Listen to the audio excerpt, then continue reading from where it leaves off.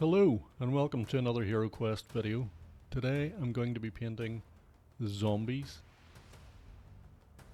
from the main game, and also I'm going to be painting the two mummies from the main game.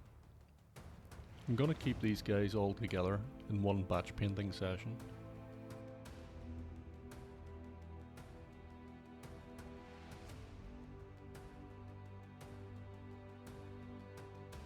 The first colour I'm going to use is burnt moss. It's a greeny grey colour, and I'm going to use it to paint the trousers on the pants on the zombies, and also the skin on the mummies. I'm going to use it as the base colour for the skin.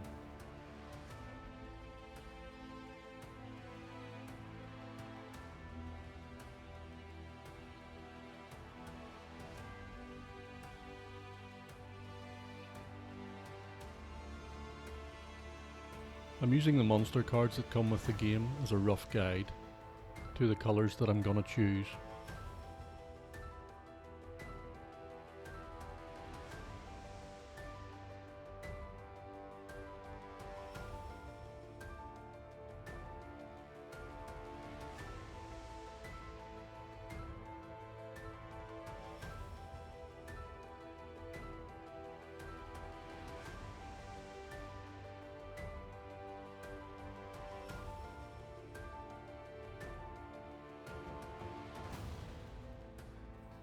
I'm now going to use some dead white, and I'm using this just to touch up some areas that I didn't want to have the previous colour on.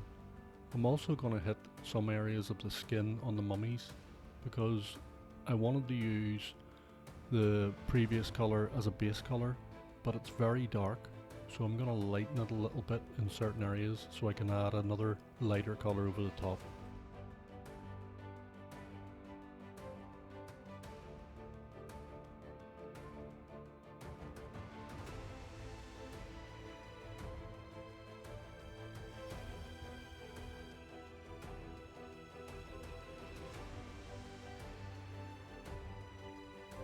I'm now going to use some Desolate Brown, which is actually more an olive type colour rather than a brown. And I'm going to use it to hit the areas on the mummy's skin that I want to be a different colour.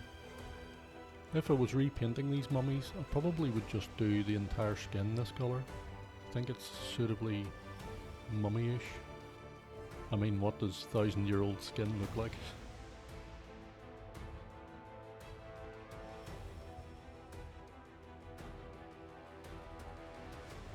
The next colour up is Ochre Clay. It's kind of a yellowy green colour. It's suitably disgusting, and I'm going to use it for the skin on the zombies.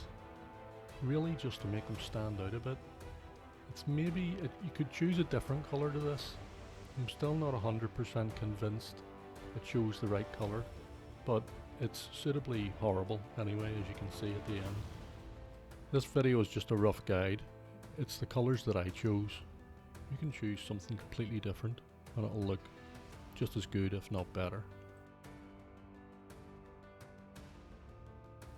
Next up is Broadsword Silver, and I'm going to use it to paint the swords that the zombies are holding and also the brims of the shields.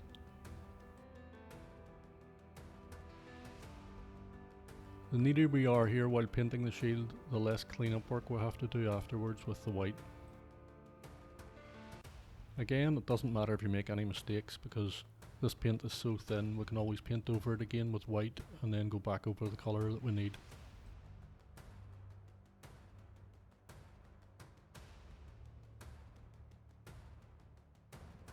Next up is going to be the wrapping on the mummies, and I'm going to use Pallid Bone because it'll work. Trust me. Just slather over the mummies' bandages with Pallid Bone. Allow this paint to pull up a bit, and when it dries on the wraps, it'll add its own shading and define the individual bandages quite well.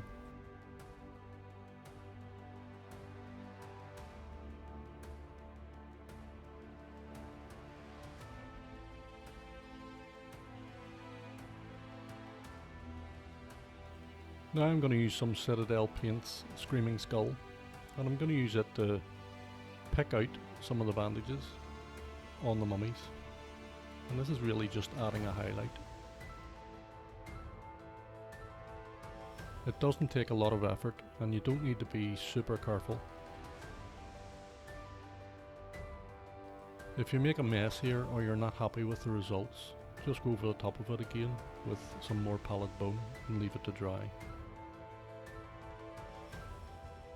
You want to use a fine detail brush for this, and you're just trying to catch some of the surface area of the bandages.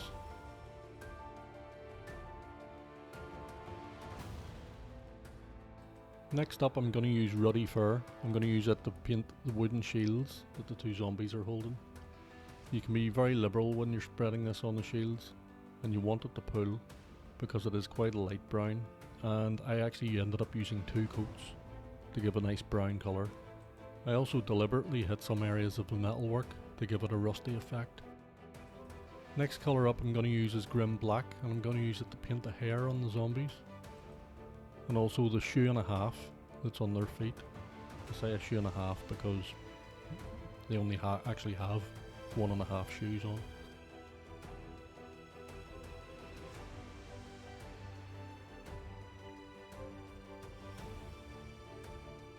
Next colour up is going to be Slaughter Red, and I'm going to use it to paint some gory bits on both the zombies and around the mouth area of the mummies, just to add a little more colour. I only really added this blood and guts step because the card art shows it, but you don't really have to.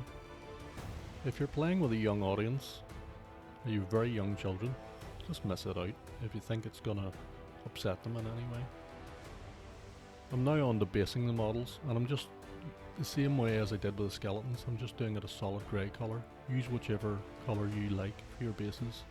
I've just chose to keep all my bad guys on the same grey base. I've yet to decide a colour for the bases of the adventurers. It'll probably be different to what I've chosen for the bad guys, just so they stand out when they're on the tabletop.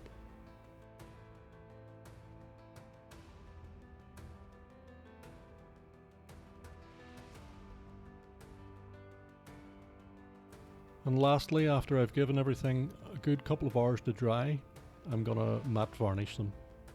Again, because they're in and out of plastic trays all the time, you're going to want to protect these because you don't want to have to come back and repaint because the paint's flaked off because you didn't varnish them.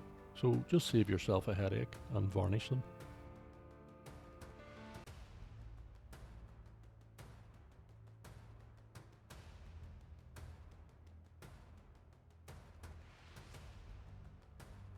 And that's it, job done.